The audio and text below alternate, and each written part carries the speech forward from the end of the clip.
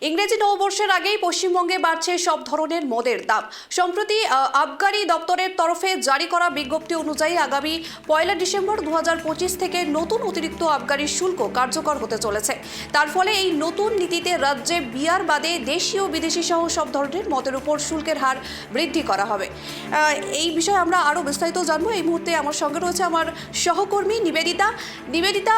মদের দাম বাড়াচ্ছে রাজ্য সরকার, কি ধরনের শুল্ক হার বৃদ্ধি করা হবে বলে মনে করা হচ্ছে, একটু জানাও।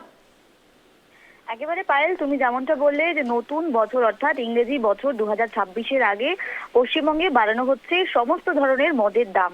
সম্প্রতি আবগারি দপ্তরের তরফে একটি বিজ্ঞপ্তি জারি করা হয়েছে, যেখানে বলা হচ্ছে আগামী 1 ডিসেম্বর 2025 থেকে সমস্ত রকমের যে মদ রয়েছে সেখানে শুল্ক বৃদ্ধি করা হবে।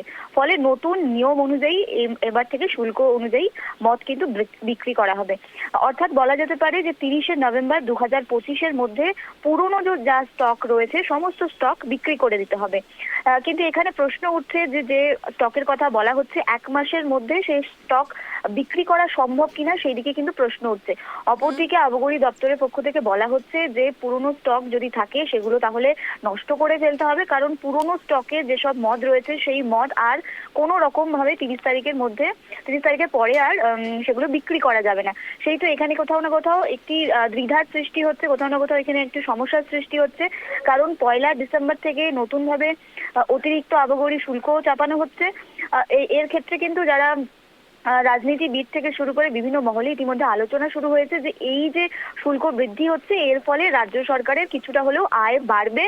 এবং আরেকটি বিষয় উঠে আসে, যারা মাদকের প্রতি আসক্ত হয়ে যাচ্ছেন তাদের কোথাও না কোথাও এবার যদি দাম বৃদ্ধি হয় সেক্ষেত্রে মদ যারা ক্রয় করবেন তাদের পক্ষ থেকে সম্ভব হবে না, অর্থাৎ প্রত্যেকে মদ ক্রয় করতে পারবে না। এক্ষেত্রে কিছুটা হলেও যারা সাধারণ যুবক যুবতীরা রয়েছে যারা মদে আক্রান্ত হয়ে যাচ্ছে, নেশাগ্রস্ত হয়ে পড়ছে, তাদের ক্ষেত্রে কিন্তু মদ কেনা সম্ভব হবে না বলে মনে করা হচ্ছে। এতে দুদিকেই যেন লাভের মুখ দেখতে পারে রাজ্য এবং বঙ্গবাসী, এমনটাই ধারণা করা হচ্ছে। পায়েল, ধন্যবাদ।